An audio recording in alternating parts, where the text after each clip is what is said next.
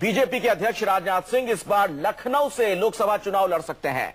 BJP सूत्रों से मिल रही खबरों पर यकीन करें तो इस बार के लोकसभा चुनाव में राजनाथ सिंह गाजियाबाद की जगह लखनऊ सीट से चुनाव लड़ सकते हैं।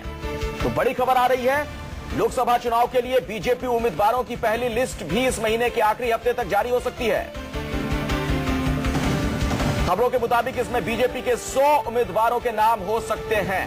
इन 100 उम्मीदवारों में 25 यूपी के हो सकते हैं। अपने दर्शकों को बता दें, उत्तर प्रदेश में लोकसभा की सबसे ज्यादा सीटें हैं, 80 सीटें हैं। बीजेपी की नजर इस लिहाज से उत्तर प्रदेश पर इस बार ज्यादा है। बीजेपी अपने पीएम कैंडिडेट को दिल्ली की सत्ता तक पहुंचाने के लिए यूपी की तमाम सीटों पर नजर गड़ाए हुए है।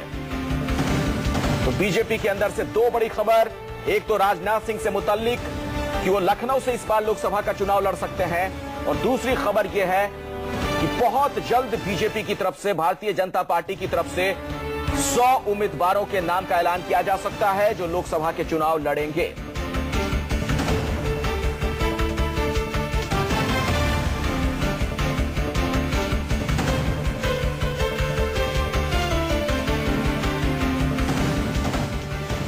राजनाथ सिंह लखनऊ से चुनाव लड़ सकते हैं, इस तरह की खबर आ रही है।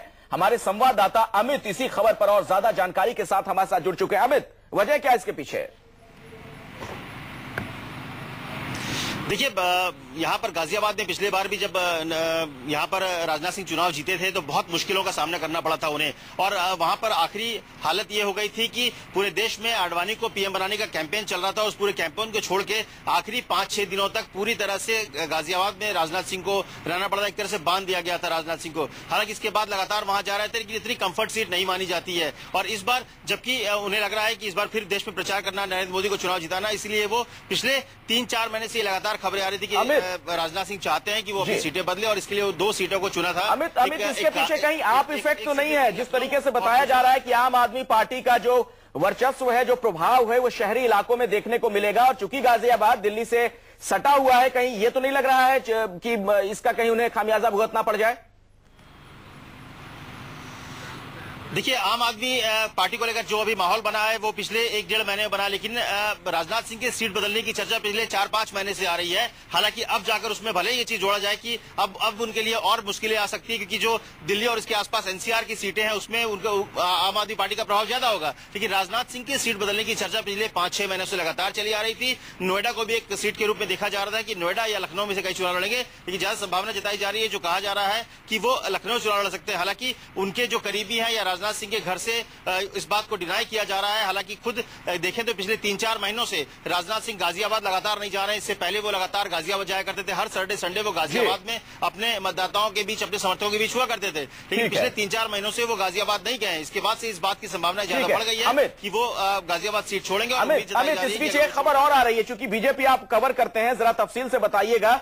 100 उम्मीदवारों के बारे में कहा जा रहा है कि बीजेपी अपने 100 उम्मीदवारों की लिस्ट बहुत जल्द जारी कर सकती है, क्या अपडेट है? देखिए, इसमें पिछले दिनों 3-4 दिन पहले जो संघ के साथ बैठक भी हुई थी, उसमें भी ये कहा गया कि उम्मीदवारों का ऐलान जितनी जल्दी की जाए उतना अच्छा होता है, कि उससे वहां के जो लोकल लोग होते हैं और कार्यकर्ताओं को भी सारे ग्रीवेंसेस को दूर करने का मौका मिलता है और लोगों को जुड़ने का मौका मिलता है। आम आदमी पार्टी ने यही किया था और इसका फायदा उसे हुआ था। आम आदमी पार्टी ने बहुत जल्द ही अपने उम्मीदवारों का ऐलान किया था, और उम्मीदवार घर घर जाकर, कहा यह जाता है कि दिल्ली में एक उम्मीदवार एक घर जो है वो लगभग 2 से 3 बार जा चुके थे। और इसीलिए पार्टी ने तय किया है कि जनवरी के आखिरी में अभी कार्यकारिणी की बैठक है 17, 18, 19 है। उसके बाद उम्मीद की जा रही है कि जनवरी के आखिरी तक 100 से 150 सीटों का ऐलान। चलिए अमित, बहुत बहुत शुक्रिया।